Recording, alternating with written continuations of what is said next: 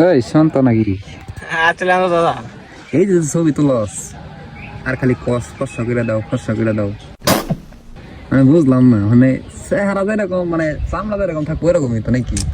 ফর্সা হইলে কি আমার চোখ এই মুখ, আমার মুখটা কিন্তু সুন্দর না। আমি কিন্তু সুন্দর একটা ব্যক্তি, আমার মনও সুন্দর, আমিও সুন্দর,